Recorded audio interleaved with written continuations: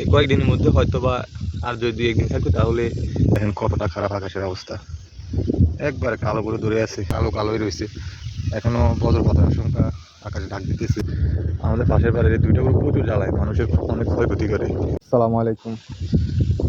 এখন হচ্ছে 3:30 বা বিকেল টাইম।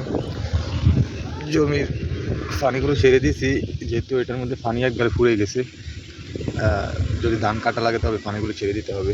তো ছাড়ছি, এগুলো একবারে ড্রেন দিয়ে চলে যেতেছে। ওইটা আমাদের একটা কলা গাছ, ওইটা পড়ে গেছে, এটা পড়ে গেছে। এরপরে ধানগুলো এমনভাবে উপরে এনে থুইছে যে মানুষ চলাফেরার জায়গা নাই, হাঁটতে চলতে অনেকটা কষ্ট হইতেছে। কিছু করার নেই, রাখতে হবে। ধানগুলো পচা ধরেছে, এই যে দেখেন এগুলো প্রায় পচে আসতেছে।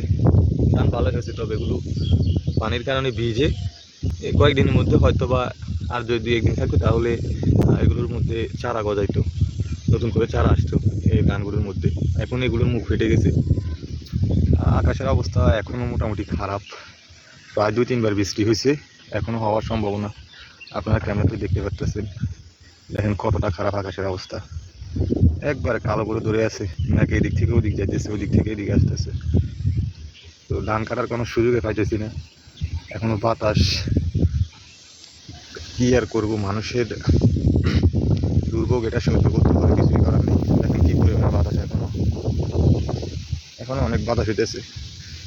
তো মানুষের সবার জমির পানি ছেড়ে দিছে, জমির পানিগুলো এদিক দিয়ে সোজা আমাদের এদিক দিয়ে ওই যে একবার শেষ পর্যায়ে গিয়ে পড়ে। ওইখানে নিচে একটা নদী আছে, ওইখানে গিয়ে পড়ে। আমাদের ধানগুলো মোটামুটি পেকে গেছে, কিন্তু কাটার কোনো সুযোগ পাইতেছি না, কোনো সুযোগ নেই।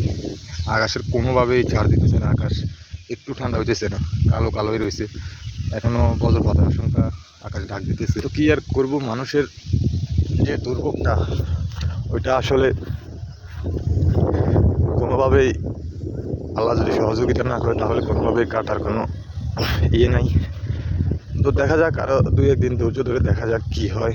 যেহেতু আরও 2-3 দিন সিগন্যাল আছে, তো সেহেতু মেনে নিতে হবে।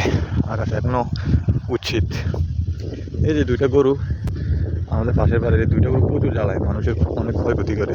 এগুলো মানুষের ধান নষ্ট করে, এরপরে বিভিন্নভাবে নষ্ট করে। এদের মালিকের বললে এরা একদিন বেঁধে রাখে, পরদিন আবার ছেড়ে দেয়। কি আর করবো, মানুষ চারদিকে অস্বস্তিতেই আছে। তো সকলে দোয়া করবেন যেন এই পরিস্থিতিটা কেটে উঠতে পারে সবাই।